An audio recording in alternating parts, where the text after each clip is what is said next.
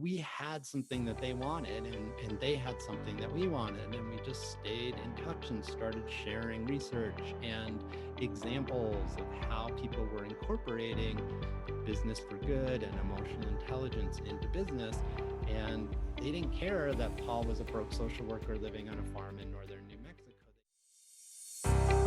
Welcome to the Raw and Real podcast. Are you dreaming of changing your life through opening a business, or are you curious what obstacles entrepreneurs had to overcome on their journey? Then you're in the right place. My name is Agnes and I'm your host. Hi everyone, welcome back to another episode of Raw and Real. Today's guest on the show is Paul Zelizer. Paul is one of the first business and marketing coaches to focus on the needs of conscious entrepreneurs and social impact businesses. He also works with leaders to help them increase the transformational impact that they have in their organizations and in the world. Furthermore, he's also the host of the Awarepreneurs podcast and the leader of the Awarepreneurs Community. Hey, Paul, thanks so much for joining me today. Oh, Agnes, thanks for having me. I really appreciate it. Yeah, I'm really looking forward to, get to know you better and to dive into your story. So I was wondering, I know that you started out as a social worker. Can you give us a little bit more context about your story and how your career really started out? Yeah, sure. So I like to joke, I'm a social worker who the universe accidentally tricked into becoming a social entrepreneur business coach. So I did my first career was 15 years in community mental health. I was licensed as a community mental health counselor, but in New Mexico where I worked, it's like the same license. So some of my jobs were social worker, some of my jobs was community mental health. And I was the guy with the degree who would work with communities. I live in New Mexico, very diverse place, the first majority minority state in the United States.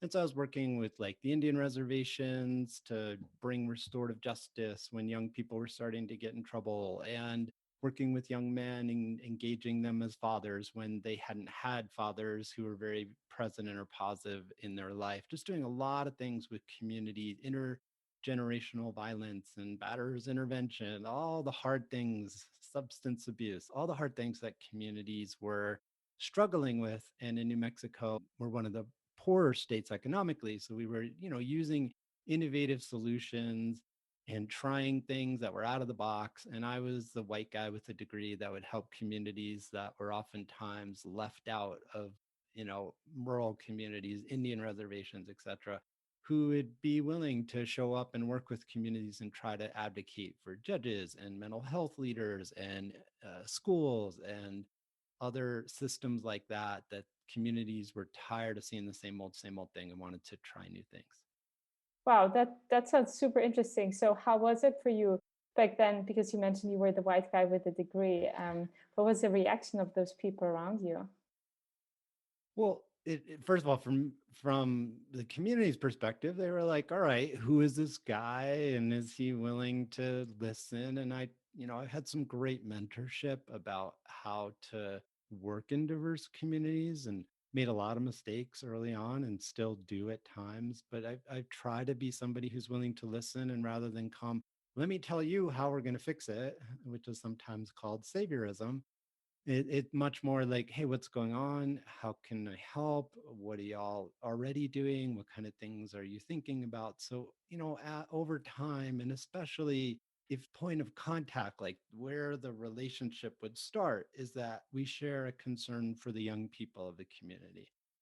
And if you're starting from that place and are willing to listen and are willing to bring your best thinking and your resources, in this case, somebody who was licensed and knew the language and was willing to talk to people in power in a way that the people in power could understand, there was a getting to know you, and is this guy for real? But once people got a sense I try hard to listen and wasn't here, let me tell you how to fix it, but rather, what are you working on? And is there some way I might be able to help? I got invited into places that people like me oftentimes don't get invited into. And it was an incredible honor. Well, it sounds like you had quite a fulfilling job back then.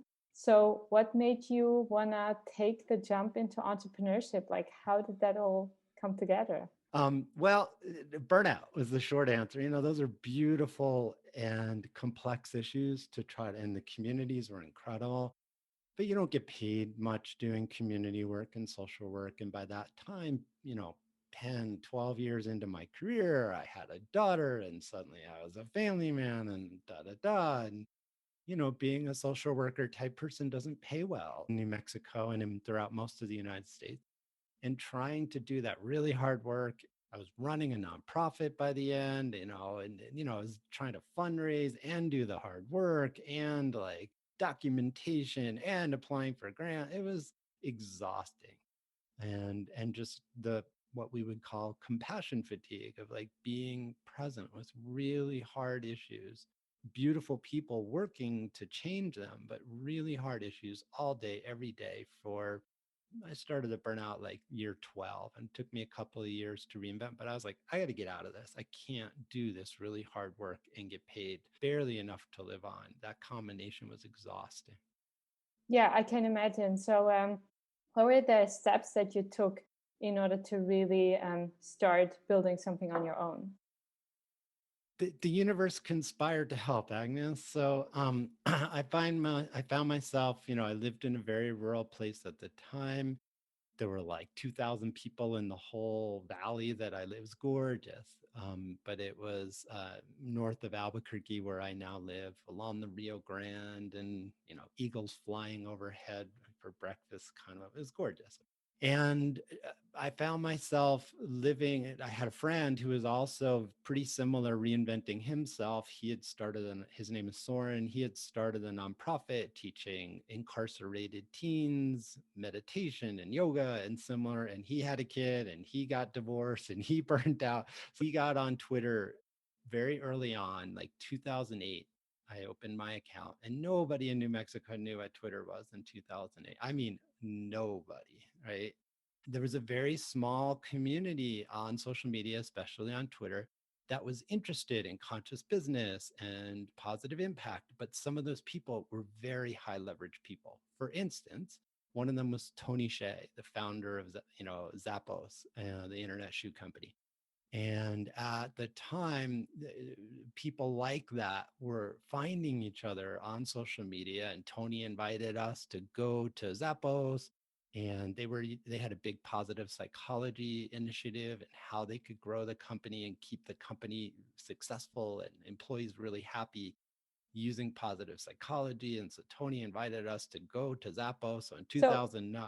so I want to dive into that for a second. Like, how did that really happen? Because was it that you were just tweeting about what you were doing, Yeah, we and were then just in conversation with people like, all right, so I didn't even have a word back then. I didn't know social entrepreneurship was a thing, but like business for good was just starting to get traction. Yesterday, we published an episode on the Awarepreneurs podcast, my podcast, with Masami Soto, who her business is called B1G1, buy one, give one. The most famous, at least in the US, example would be Tom Shoes, where you buy a pair of shoes and they give a pair of shoes to usually a child in an environment where they don't always have access to, and having a pair of shoes that's protects your feet is actually a public health issue. B1G1 started in 2007. Right then, there was all this attention to business for good. It really started to like behind the scenes. It wasn't mainstream like now, but it was getting traction. And we were just on social media and we found each other, that little group of folks.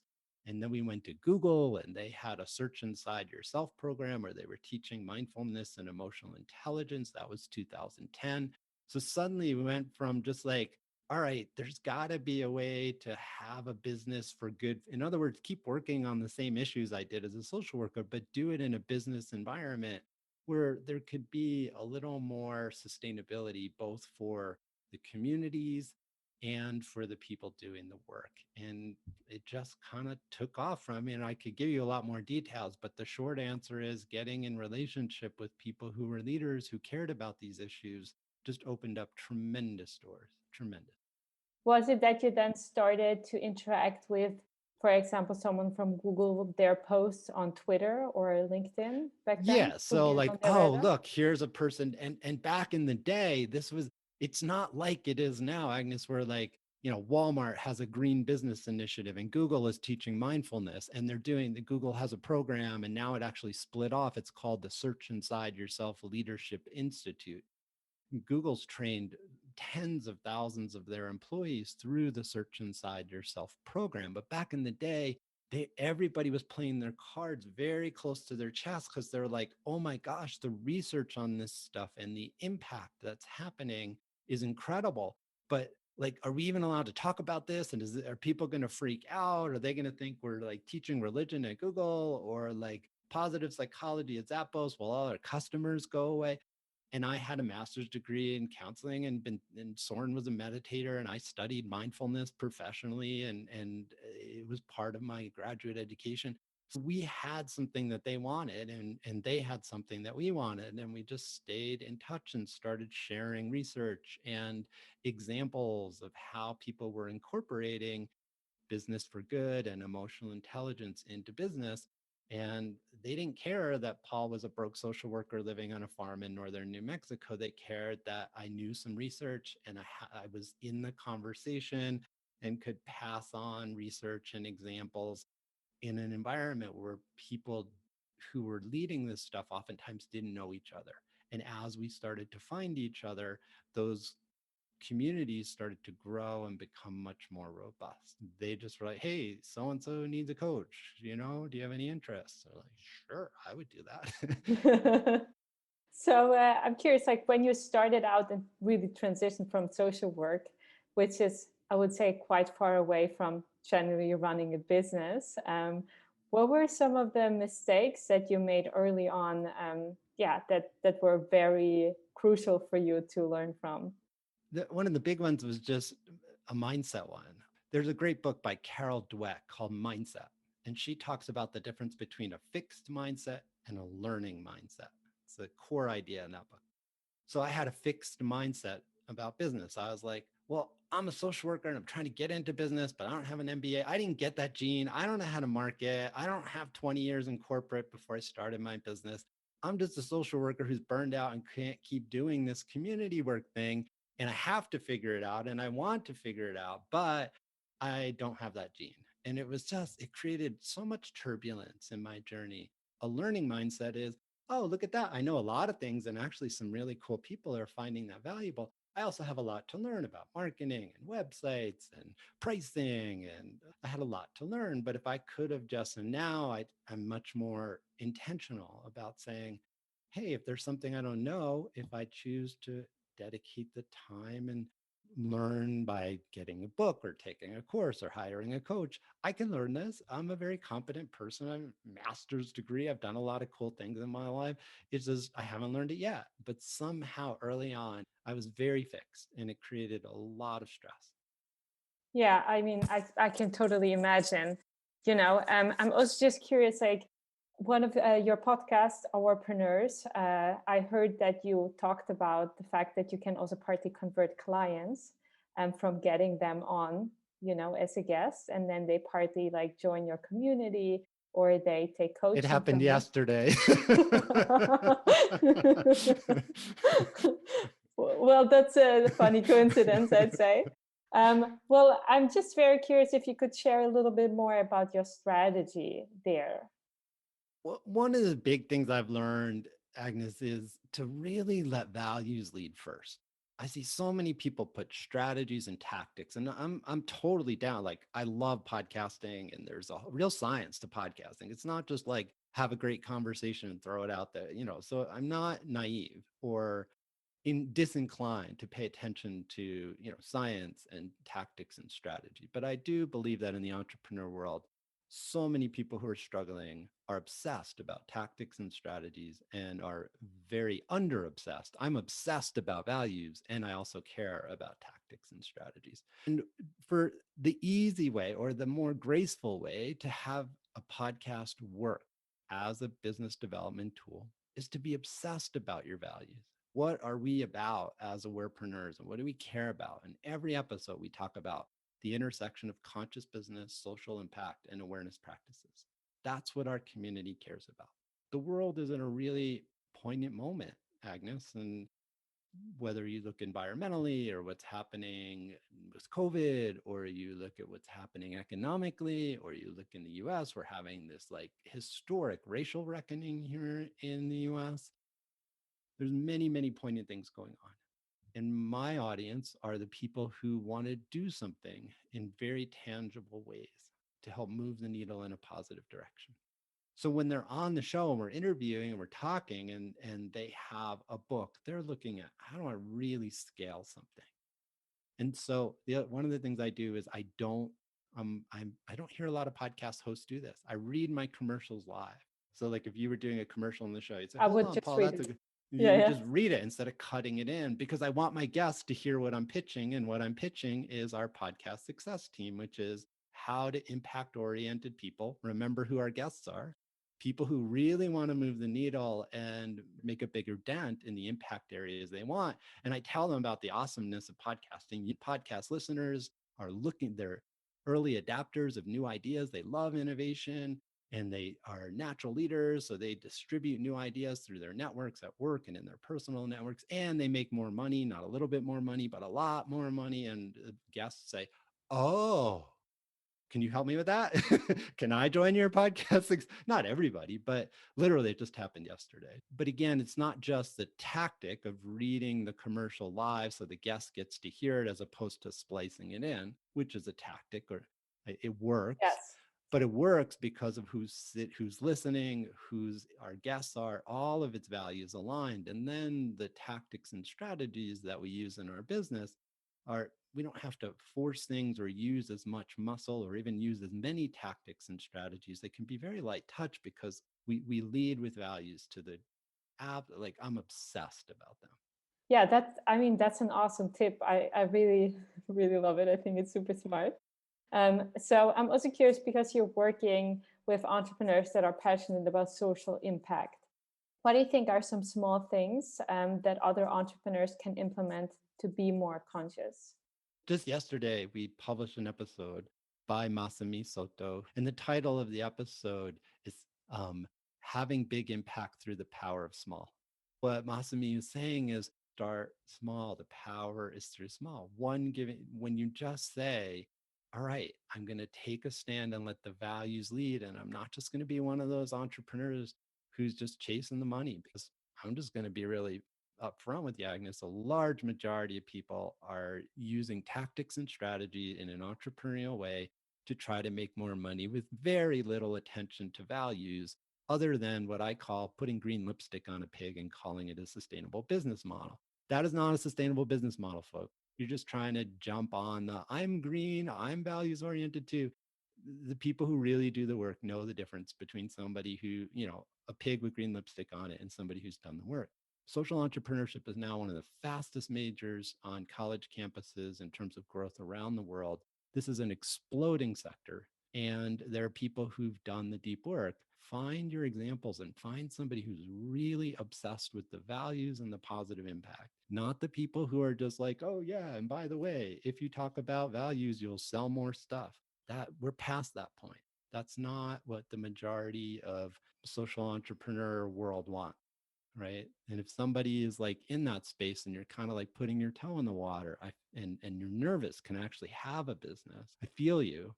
The market has shifted. That's all I'm going to say. Do your homework. The market has shifted. And oh, I did something and I made $100,000 and I gave 5 of them to some charity. That model of business is old, it's tired, and it's dying. So what I would suggest is do the deep work. We had something that they wanted, and they had something that we wanted, and we just stayed in touch and started sharing research and examples of how people were incorporating business for good and emotional intelligence into business. And they didn't care that Paul was a broke social worker living on a farm in northern New Mexico. They to know what the kind of impact you want to have and learn from people who've made it front and center, not putting green lipstick on a pig, but really gone deep of how do you bake your values into the DNA of the company. And then give yourself permission to actually do the work. And every time you have a giving impact, you plant one tree, you help one female entrepreneur start a business, you get water to a community that doesn't have it, you give shoes to a kid that previously didn't have shoes, and celebrate it like hell, just like celebrate the heck out. It made the world a better place. And each and every time you do that, celebrate it as if it was the best thing that ever happened. And before you know it, you'll be like Masumi Soto 13 or 15 years down the road. You've helped 220 million people, but it starts with that first one or two or five. Now, Paul, you talk a lot about values. So I'm very curious, like, were there certain moments along your journey when you really were also fighting with your own values and doubting yourself? And you were like really exposed to certain challenging situations?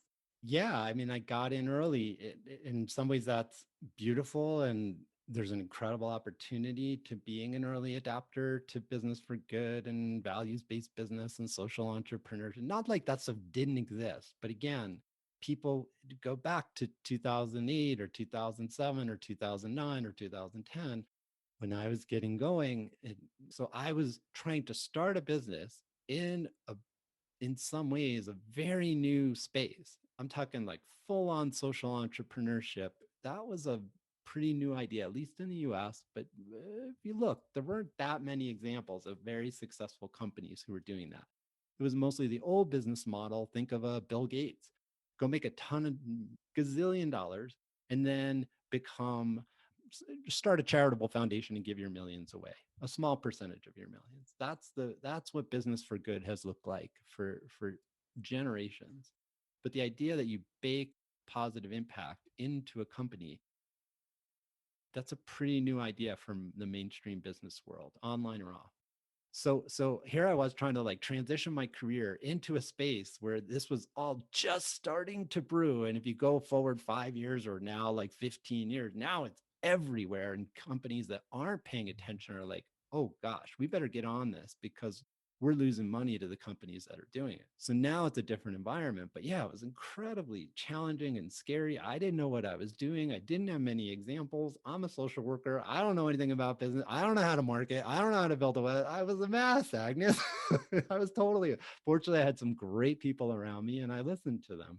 But was it scary and was it hard? It was terrifying. I had a kid to feed. I had been a social worker. I didn't have a lot of money in the bank. It was terrifying.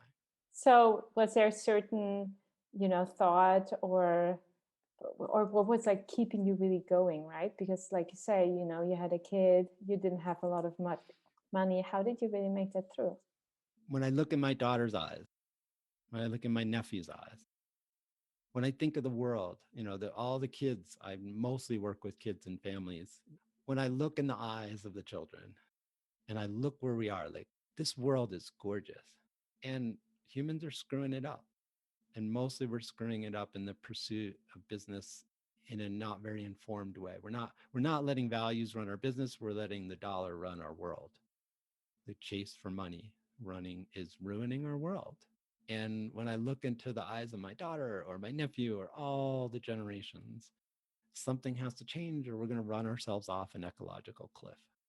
And I know that there are good people in business and I know that business could be, I knew it in my cells that business could be a force for good and that there were really smart people thinking about it and working on it. And I knew that that's what my purpose on the planet was. Like, it's a mess. And the biggest reason it's a mess, business is the biggest engine on planet Earth right now. In a modern economy, business drives almost everything. It's the biggest driver of almost everything. So we got to figure this out as humans, or we're going to like create a world that either humans can't live on, or we wouldn't want our children and our grandchildren to have to live on that world. So I was like, this is what my purpose, my mission, my values, my spirituality is saying that's where I belong. And yeah, you're uncomfortable and you're scared and you're terrified, but like, this is where you belong. Go figure it out. Do you still have a last key takeaway, a personal insight that helped you grow that you would like to share? What I would really encourage, Agnes, and you can hear it in the name Awarepreneurs, the company I'm the founder of. I really encourage listeners to have some practice that helps you resource yourself from the inside out. I don't care what it is.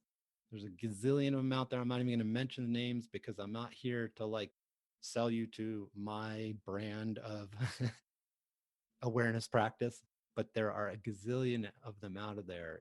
And the most powerful technology an entrepreneur has is their own nervous system.